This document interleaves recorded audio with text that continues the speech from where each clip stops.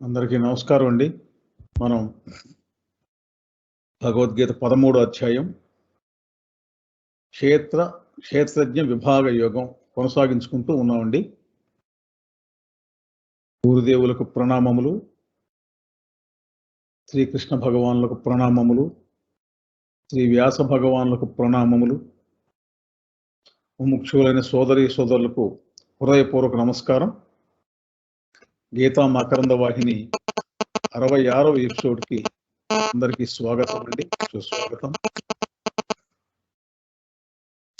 నిన్న ఈ శ్లోకం దగ్గర మనం ఆగిపోయామండి. మళ్ళీ ఒకసారి తెలుసుకుందాం.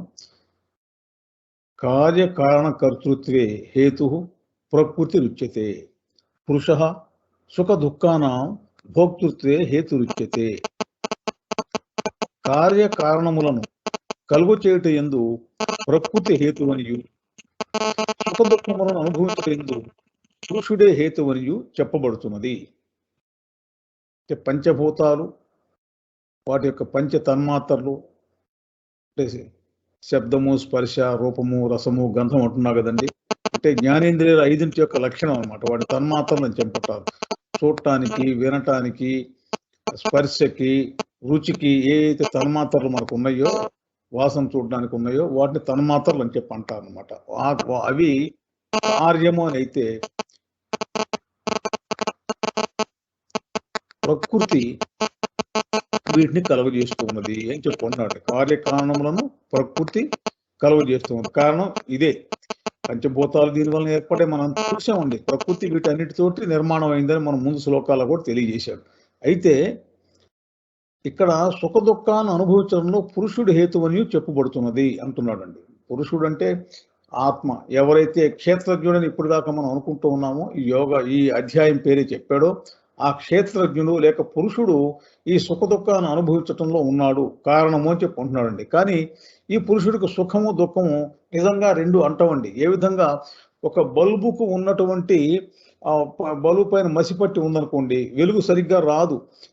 కానీ అక్కడ లోపల ఉండే కరెంటుకి, విద్యుత్ శక్తికి దాంతో ఏం సంబంధం లేదు. విద్యుత్ శక్తిగానే ఉంటుంది. అలాగే క్షేత్రజ్ఞుడు మనకి కనిపించకుండా ఉంటాడు. అంతటా కరెంటు ఏ విధంగా వ్యాపించి ఉంటుందో మనం వాడేటువంటి అన్ని వస్తువుల్లో, ఇప్పుడు మనం వాడేటువంటి ఈ కంప్యూటర్స్లో ఉంటుంది, ఫ్యాన్లో ఉంది, బల్బులో ఉంది, అంతా ఉందండి.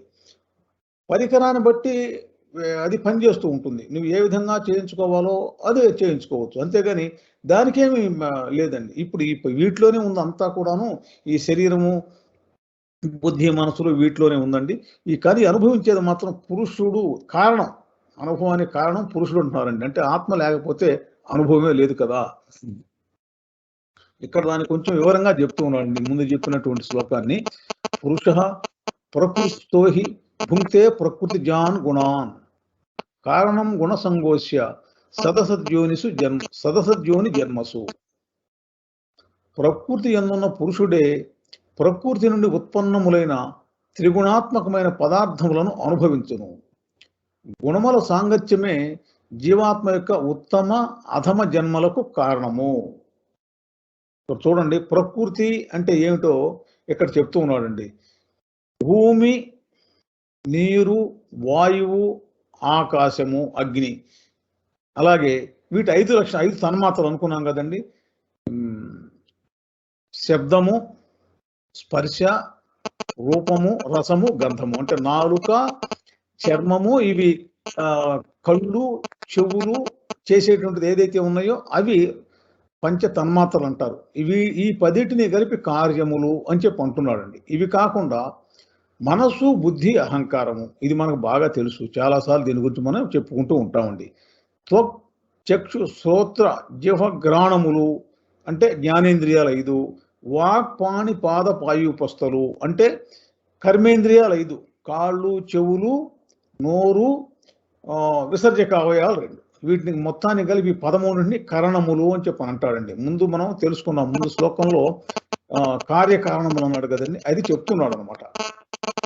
పంచభూతాలు వాటి యొక్క 10 లక్షణాలేమో కార్యములు అంటున్నాడండి.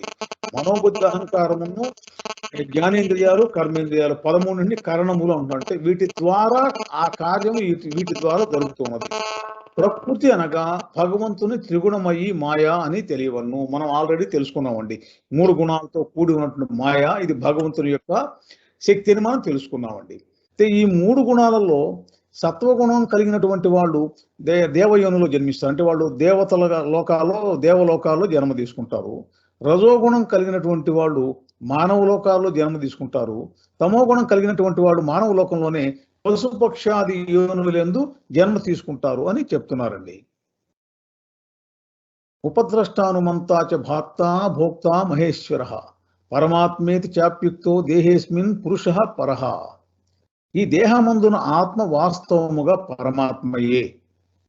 సాక్షిభూతుడగుట వలన ఉపద్రష్ట అనియు, అనుమతినిచ్చువాడగుట వలన హనుమంత అనియు, అన్నింటినీ ధరించి పోషించువాడొకటి వలన భర్త అనియు, జీవరూపములో భోక్త అనియు, బ్రహ్మాదులకు స్వామి ఒకటి వలన మహేశ్వరుడు అనియు, సచ్చిదానంద స్వరూపుడొకటి వలన పరమాత్మ అనియు పిలువబడుతున్నాడు.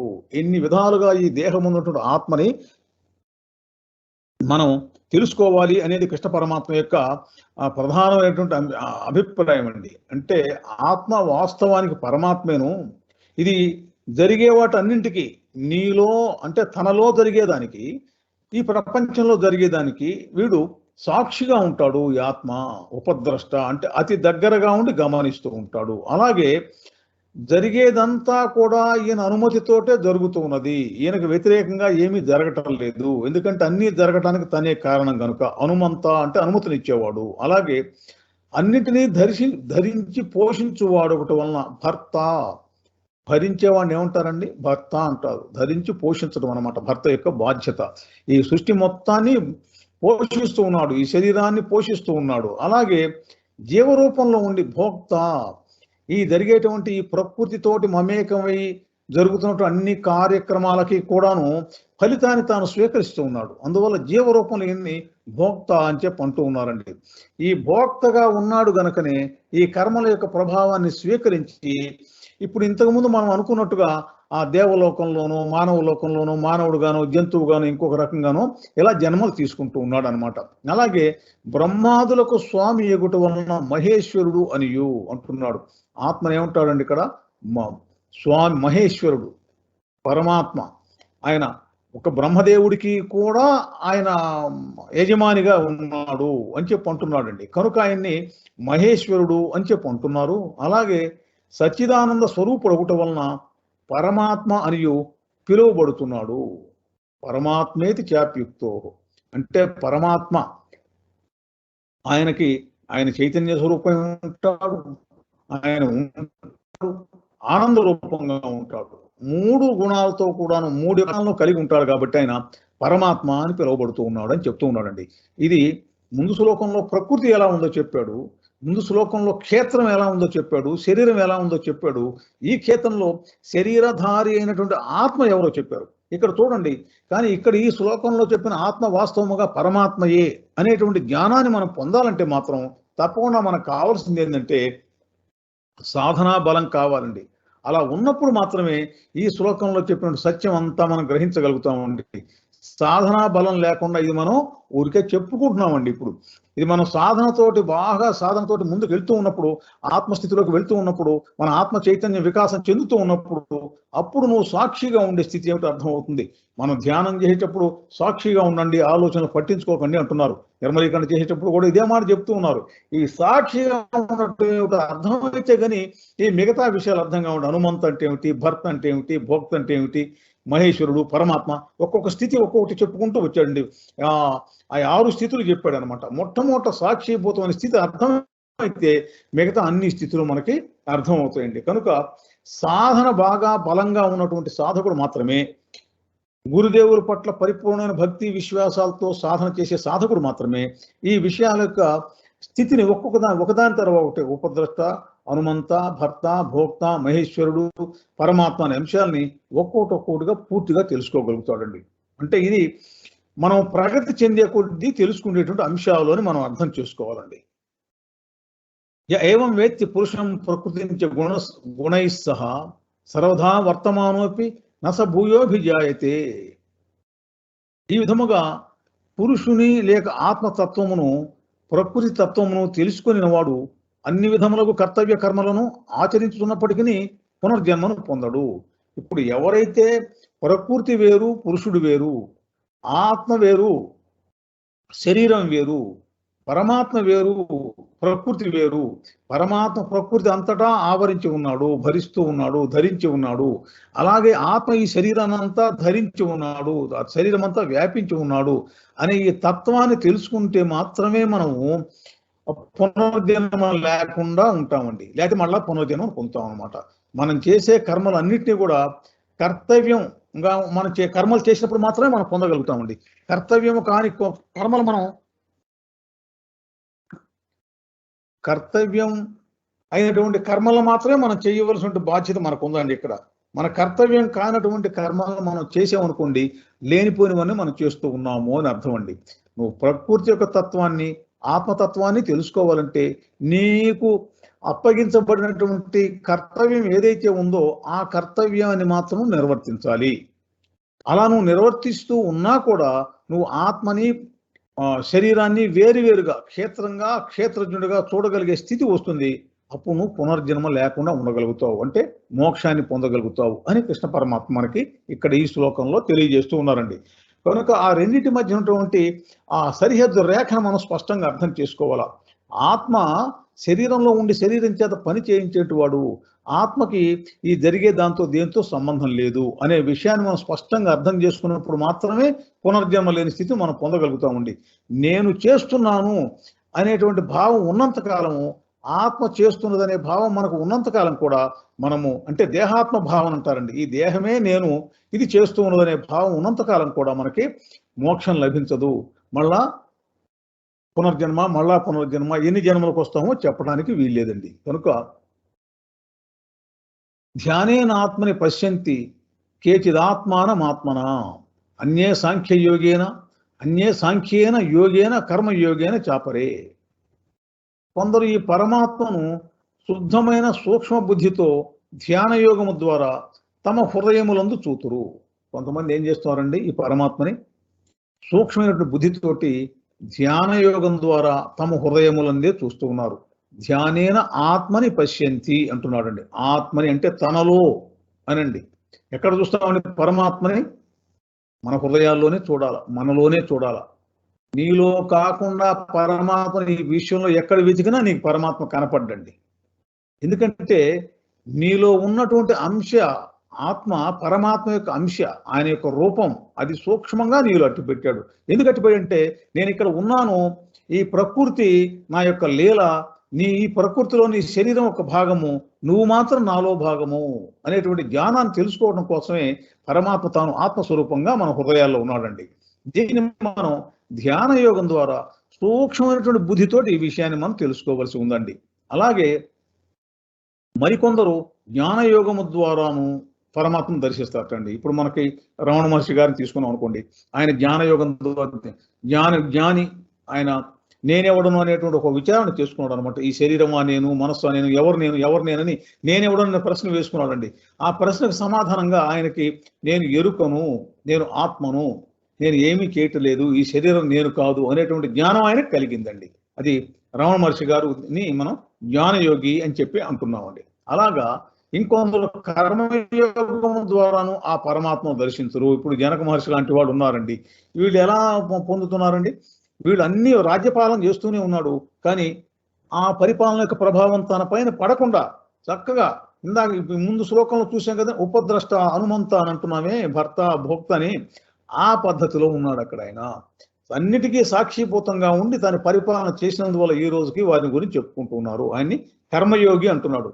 అంటే ప్రపంచంలో ఉంటూ తన యొక్క కర్తవ్య కర్మలన్నింటినీ కూడా నిర్వర్తిస్తూ అదే సమయంలో పరమాత్మతో అనుసంధానమై ఉన్నారు వారు. అందుకని కర్మయోగి అని చెప్పి అంటున్నారండి. ఇక మూడో వారు ఈ స్వామి వివేకానంద వారిని కనుక మనం తీసుకుంటే, భక్తి ధ్యాన కర్మ జ్ఞానముల కలయిక స్వామి వివేకానంద. ఆయన భక్తుడు, ఆయన ధ్యాని, ఆయన కర్మయోగి, ఆయన జ్ఞానయోగి, అన్నీ కూడా వారిలో ఉన్నాయండి. నిజానికి ఈ మూడు ఒకదానిలో ఒకటి ఆధారపడి ఉంటాయండి. ధ్యానము, జ్ఞానము, కర్మ మూడు కూడా భక్తితో మిళితమైతేనే ధ్యానం సఫలం అవుతుందండి. భక్తి కలిగి ఉంటేనే జ్ఞానిగా మారగలుగుతాడు. భక్తి కలిగి ఉంటేనే కర్మయోగంలో మనకి విజయం లభిస్తుంది అనమాట. కనుక భక్తిని ప్రత్యేకించి ఇక్కడ కృష్ణ పరమాత్మ చెప్పలేదు. ధ్యానము, కర్మ, జ్ఞానం మాత్రమే చెప్పాడు. ఈ మూడింటిలో కూడా భక్తి అనేది జోడించబడాలి. ఏ విధంగా మనకి తినే ఆహార పదార్థాలు ఉప్పు లాంటిది అనమాట. ఎంత ఎంత బాగా వండినా కానీ కొంచెం ఉప్పు కనుక వేయకపోతే రుచి ఉండదు. అలాగే ఈ ధ్యానము, కర్మ, జ్ఞానము ఈ 3 యోగాల్లో కూడా భక్తి అనేది కలవకపోతే వాటికి పరిపూర్ణత రాదు అని చెప్తూ ఉన్నారండి. కనుక ఈ 3 యోగాల ద్వారా కూడా నువ్వు పరమాత్మను దర్శించవచ్చు. ఒకటి గొప్ప, ఒకటి తక్కువ అనేటువంటి భేదం ఏం లేదు. అయితే పరమాత్మను నీవు ఎక్కడ దర్శిస్తావు అని అంటే నీ హృదయంలోనే దర్శిస్తావు. సూక్ష్మ బుద్ధితో ధ్యాన యోగం ద్వారా తమ హృదయములందు చూతురు. హృదయంలోనే దర్శనం చేయాలండి. ఇప్పుడు అర్జునుల వారు కళ్ళు మూసుకున్నాడు, విశ్వరూప సందర్శన యోగం ఇచ్చారు. ఆయనకి జ్ఞాన చక్షువుని ఇచ్చాడు, జ్ఞాననేత్రాన్ని ఇచ్చాడు. ఎక్కడ చూశాడు ఆయన? ఆయన తన హృదయంలోనే చూశాడు. ఎందుకంటే బాబూజీ మహారాజ్ గారు చెప్తారండి, సృష్టి కేంద్రము, హృదయ కేంద్రము ఒకటే అంటారండి. అంటే సృష్టి కేంద్రం ఏమిటండి? కేంద్రం పరమాత్మ. హృదయ కేంద్రం ఏమిటండి? ఆత్మ. కాబట్టి ఆత్మ పరమాత్మ ఒకటే. కనుక నీవు ఎక్కడ చూస్తావంటే నీ హృదయంలోనే చూస్తావు అని చెప్తున్నారండి. మనం హృదయం మీద ఎందుకు ధ్యానం చేస్తున్నాం ఇప్పుడు అర్థమవుతుంది కదండి. హృదయంలోనే పరమాత్మ ఉన్నారు కనుకనే హృదయం పైన మనం ధ్యానం చేస్తూ ఉన్నాము. ఆయన జ్యోతి స్వరూపుడై ఉన్నాడు. ముందు చూసాం జ్యోతిషామపి జ్యోతిషామని, వెలుగులకు వెలుగునిచ్చేవాడు, ప్రకాశం ఇచ్చేటువంటి సూర్యచంద్రాలు కూడా వెలుగునిచ్చేవాడు ఎవరంటే ఆయనే ఆ వెలుగు కారణమైన వాడు. కనుక ఆయన మనం జ్యోతిలాగా హృదయంలో ధ్యానం చేస్తూ ఉన్నాము. ఈ విషయాన్ని మనం స్పష్టం చేసుకోవాలండి. అన్యేత్యేవ మజానంతః సత్వానేభ్య ఉపాసతే తేపి ఖ్యాతి తరంత్యేవ మృత్యుం శృతి పరాయణాః.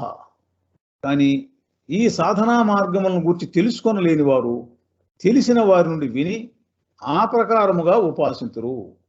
ఇట్టి శ్రవణ పరాయణులను మృత్యురూప సంసార సాగరము నుండి నిస్సందేహముగా బయటపడుదురు. అంటే ఇప్పుడు మనం కర్మయోగం చెప్పాడు, ధ్యాన యోగం చెప్పాడు, జ్ఞాన యోగం చెప్పాడండి. ఈ మూడింట్లో కూడా భక్తి యోగం కలిసి ఉండాలి అన్నాడు. బాగానే ఉంది. కానీ ఇవి 3 తెలియదండి. ఈ 3 చేయటం ఎలా చేయాలో తెలియదు.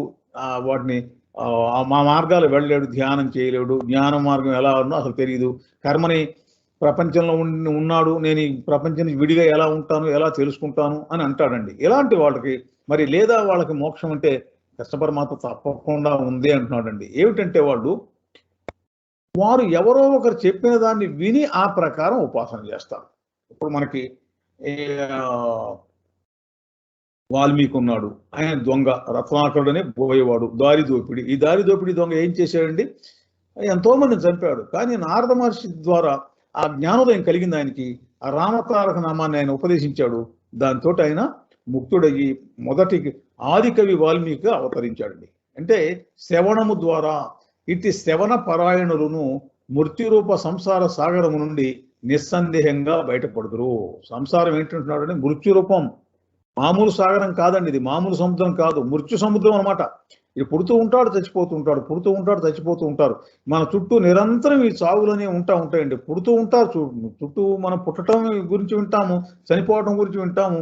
ఈ మధ్యలో రోగాలు రొప్పులు వస్తుంటాయి, హాస్పిటల్స్కి వెళ్తూ ఉంటారు, రకరకాల ఇబ్బందులు పడుతూ ఉంటారు. ఇవంతా కూడా సంసారం, మృత్యురూప సంసారం అంటాడు అనమాట. మృత్యువే అంటాడండి సంసారాన్ని ఇక్కడ ఆయన చెప్పటం. కనుక ఇంకోటి కూడా మనం చూసాం కదండి, మన విధి రూపకల్పంలో చూసాము. మన గురుదేవులు దాజీ మహారాజు గారి అమ్మమ్మ గారు, ఆమె ఉమా గారు పేరు. ఆమె ప్రతిరోజు ఉదయం స్నానం చేసినాక ఒక్క పువ్వు తీసుకొచ్చి బాబూజీ మహారాజు గారి ఫోటో దగ్గర పెట్టి నమస్కారం చేసుకునేదటండి. ఆమె లిబరేట్ అయింది, ఆమె ముక్తి పొందారండి. ఆమె మాతా హెలెన్ పేరీ గారు మన మాస్టర్ గారికి చెప్తే ఈ ఉమా ఎవరు ఆయనకు అర్థం కాలేదు ముందు. తర్వాత వాళ్ళ అమ్మకు ఫోన్ చేసి కనుక్కుంటే మీ అమ్మమ్మే అని చెప్పారండి. ఏం చేసేది ఆమె అంటే ఇదే ఆమె చేసింది. అంటే చూడండి, నువ్వు ఎన్ని గంటలు చేస్తున్నావు అని కాదండి, అక్కడ ఎంత తక్కువ సమయం నువ్వు చేసినా సరే ఆ క్షణంలో పరిపూర్ణంగా నీ మనసు, బుద్ధి అంతా కూడాను అక్కడే ఉండాలి. అంత తీవ్రమైన భక్తి ఉన్నప్పుడు నువ్వు ఎంతసేపు చేసేవంది కాదు, ఎంత భక్తితోటి చేసేవారంటే అతి ముఖ్యమైన అంశం అండి. అలా చేశారు కాబట్టి వారు ఆ మోక్షాన్ని పొందగలిగారండి. ఇలా మనకి అనేకమైనటువంటి ఉదాహరణలు ఉన్నాయండి. మోక్షాన్ని పొందినటువంటి వాళ్ళ ఉదాహరణలు అనేకం ఉన్నాయండి మనకి చరిత్రలో. యావత్ సంజయతే కించిత్ సత్వం స్థావర జంగమం క్షేత్రజ్ఞ సంయోగాత్ తద్విధి భరతర్షభ. ఓ అర్జున, ఈ చరాచరాత్మకమైన ప్రాణికోటి క్షేత్రజ్ఞ సంయోగము లేక ప్రకృతి పురుషుల కలయిక వల్లనే కలుగుతున్నది. ఈ ప్రపంచం అంతా కూడా పరమాత్మ, ప్రకృతి, ఆత్మ, శరీరము, ప్రకృతి, పురుషుడు వీళ్ళ కలయిక వల్లనే కలుగుతున్నది అని చెప్పి అంటూ ఉన్నాడండి. పరమాత్మ ఉన్నాడు. పరమాత్మ తన నుంచి ఒక సంకల్పం వచ్చింది. ఆ సంకల్పం నుంచి హిరణ్యగర్భ స్వరూపం వచ్చింది. ఆ సంకల్పంతో పాటు త్రిగుణాలు కూడా వచ్చేసేసినాయి. ఈ త్రిగుణాల యొక్క కలయికను ఉపయోగించి హిరణ్యగర్భ స్వరూపమైనటువంటి బ్రహ్మ, చతుర్ముఖ బ్రహ్మ సృష్టి చేస్తూ ఉన్నాడు. ఆయన చేసినటువంటి సృష్టిని ఆయనతో పాటే వచ్చినటువంటి విష్ణువు పోషణ చేస్తూ ఉన్నాడు. ఆ మహేశ్వరుడు దాంట్లో లయం చేస్తూ ఉన్నాడు. వాటి ప్రాణుల యొక్క సమయం అయిపోయినప్పుడు లయం చేస్తూ ఉన్నాడు. ఇది ఈ కదిలే ప్రపంచము, కదలని ప్రపంచము, కదిలే ప్రాణులు, కదలని ప్రాణులు. ప్రాణులు ఏ విధంగా ఉన్నా కూడాను క్షేత్రము, క్షేత్రజ్ఞుల సంయోగం వల్ల కలుగుతున్నది. ఈ ప్రకృతి పురుషుల యొక్క కలయిక వల్లనే కలుగుతున్నది. ప్రకృతి పురుషులు అంటే అర్ధనారీశ్వర తత్వం అండి. ఇక్కడ మనం ఇక్కడ ఈ ఫోటో చూడండి, అర్ధనారీశ్వర తత్వము. ప్రకృతి పురుషుడు వేరువేరుగా ఉండవు, కలిసే ఉంటాయి. కానీ ఆ వేరువేరుగా ఉన్నట్టుగా మనం గ్రహించవచ్చు. ఇది ఆయన యొక్క పరమాత్మ యొక్క లక్షణం. ఇదంతా కూడా పరమాత్మ యొక్క సంకల్పం. ఇదంతా కూడా ఆయన లీల అని చెప్పి అంటాడండి. భగవంతుని యొక్క లీల అంటారు ఈ ప్రపంచం మొత్తాన్ని కూడా. ఆ సంకల్పమే ఈ సృష్టిని చేస్తూ ఉన్నది. ఈ సంకల్పము సత్వరజస్తమో గుణాలైనటువంటి 3 గుణాలని, త్రిగుణాలను తీసుకొని చేస్తూ ఉన్నది. ఈ గుణాలతో కూడుకున్నటువంటిదే ఈ క్షేత్రము లేక శరీరము లేక ఈ విశాల విశ్వం అంతా కూడాను. ఈ విశాల విశ్వాన్ని అంతా కూడా సాక్షిగా ఉండి గమనించేటువంటి వాడే ఆత్మ లేక పరమాత్మ. ఈ విషయాన్ని మనం స్పష్టం చేసుకుంటే గాని మనం ముందుకు వెళ్ళడానికి మనకు అర్థం కాదండి. చాలా ముందు చెప్పుకుంటా వచ్చాడు. ఏమేమి కలిస్తే శరీరంగా వచ్చిందో చెప్పాడు. ఏ విధంగా పరమాత్మ వీటన్నిటికీ భిన్నంగా ఉన్నాడో తెలియజేశాడు. ఏ విధంగా శరీరంలో శరీరము, మనసు, శరీరము దాంట్లో జ్ఞానేంద్రియాలు, కర్మేంద్రియాలు, అలాగే ఈ పంచభూతాలు, వాటి యొక్క పంచ తన్మాత్రలు, వీటన్నిటికంటే భిన్నంగా ఆత్మ ఎలా ఉన్నాడో మనకి తెలియచేశాడు. కనుక ఈ తేడా కనుక తెలుసుకోకపోతే మళ్ళా మనము జన్మకు రావాల్సి ఉంటుంది. జన్మరాహిత్యం అనేది సంభవించదు అని చెప్తూ ఉన్నారండి. సమం సర్వేషు భూతేషు తిష్టంతం పరమేశ్వరం వినశ్యంతం యః పశ్యతి సపశ్యతి, యః పశ్యతి సపశ్యతి. సమస్త ప్రాణులందు సమముగా ఉన్నట్టి పరమేశ్వరుని ఆయా ప్రాణులు నశించినను నశింపని వానిగా చూచువాడే నిజముగా ద్రష్ట. ద్రష్ట అంటే చూచువాడు అని. ఎలా చూడాలండి? అన్ని ప్రాణుల్లో పరమేశ్వరుడు ఉన్నాడు. ఆ ప్రాణులు నశిస్తూ ఉంటాయి, కానీ ఆ పరమేశ్వరుడు మాత్రం నశించడు. ఆయన ఆత్మస్వరూపంగా ఉంటాడు కాబట్టి, ఆయన ఈ ప్రాణులకి మూల స్థితిగా ఉన్నాడు కాబట్టి ఆయన నశించడు. ఈ విషయాన్ని తెలుసుకున్నవాడే నిజమైన ద్రష్ట. ద్రష్ట అంటే ఋషి అండి, దర్శించిన వాడు అనమాట. ఈ సత్యాన్ని ఎక్కడ దర్శిస్తాడు? ఆయన తన హృదయంలో దర్శిస్తాడు. ధ్యాన మార్గం ద్వారానో, జ్ఞాన మార్గం ద్వారానో, కర్మ మార్గం ద్వారానో, భక్తి మార్గం ద్వారానో, ఏదో ఒక మార్గంలో నువ్వు అంతరంగంలోకి వెళ్ళి నీలో ఉన్నటువంటి ఆ దివ్యత్వంతో అనుసంధానమయ్యి ఈ దివ్యత్వమే ద్రష్ట, ఈ దివ్యత్వమే పరమాత్మ అనేటువంటి అంశాన్ని ఎప్పుడు తెలుసుకుంటాడో అప్పుడు మాయా పొర నుంచి విడిపోతాడండి. లేకపోతే మాయ ఎప్పుడు కూడా ఆవరించి ఉంటుంది. సమస్త ప్రాణులు కూడా మాయలో పుట్టి మాయలో పెరిగి మాయలోనే అదృశ్యమైపోతూ ఉన్నాయండి. కానీ మనం మాయలో పుడుతున్న మాట వాస్తవమే, కానీ ఇప్పుడు మాయలో మనం మరణించము. అసలు మనం శరీరాన్ని వదిలేస్తాము, శరీరాన్ని మనమే వదిలేస్తాం. ఈ ఆత్మ ఈ శరీరాన్ని వదిలి గురుదేవులు ఏ లోకంలో ఉంచాలనుకుంటే ఆ లోకంలోకి వెళ్ళిపోతుంది. కనుక మరణం అనేది ఇక్కడ ఉండదు, నశించడం అనేది ఇక్కడ ఉండదు. ఈ ఆత్మకి పునర్జన్మ, జనన, జన్మ, పునర్జన్మ ఈ చక్రంలో ఉండదు ఈ ఆత్మ. ఈ చక్రం నుంచి బయటపడినప్పుడు మనకు అర్థం అవుతుంది, ఓ నేను ఇన్ని జన్మల నుంచి, ఇన్ని లక్షల సంవత్సరాల నుంచి నేను ఈ చక్రం ఇలా తిరిగానని బయట ఉన్నప్పుడు అర్థం అవుతుందండి. అందుకనే ఆ ఈ జన్మ మరణ చక్రం నుంచి బయటపడినట్టు మహాత్ములు అంతా కూడాను, గురు పరంపర అంతా కూడాను, మన గురుదేవులు అందరూ కూడా ఏం చేస్తూ ఉన్నారంటే ఈ విధంగా పాపం ఈ జన్మ మరణ చక్రాల్లో తిరుగుతూ ఉన్నారు, ఈ చక్రంలో తిరుగుతూ ఉన్నారు, వీళ్ళని బయట వేయాలి, వీళ్ళకి జ్ఞానం కలిగించాలని ఇలా సంస్థలను పెట్టి ప్రాణాహుతినిచ్చి ఎన్నో రకాలుగా చెప్పి మనకి ఎన్నో అవకాశాలు ఇచ్చి మన యొక్క స్వస్వరూపాన్ని మనకు తెలియచేయడానికి కృషి చేస్తూ ఉన్నారు. ఇది మనం అర్థం చేసుకొని దాన్ని మన వైపు నుంచి మనం ఇవ్వవలసినంత సహకారాన్ని మనం అందిస్తే ఈ జన్మని మనం చివరి జన్మగా చేసుకోవచ్చు. చూడండి, ఆ హృదయం ఈ విధంగా ప్రకాశిస్తూ ఉంటే ఇక మళ్ళా జన్మకు రాదండి.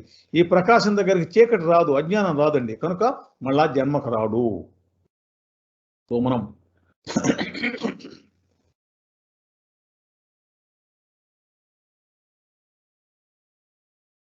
29వ శ్లోకం నుంచి రేపు మనం తెలుసుకుందామండి. ఈ పూట మనం ఇంతవరకు ఆపుకుందాం. గురుదేవులకు ప్రణామములు, శ్రీకృష్ణ భగవానులకు ప్రణామములు, వ్యాస భగవానులకు ప్రణామములు. మీకు అందరికీ హృదయపూర్వక నమస్కారం.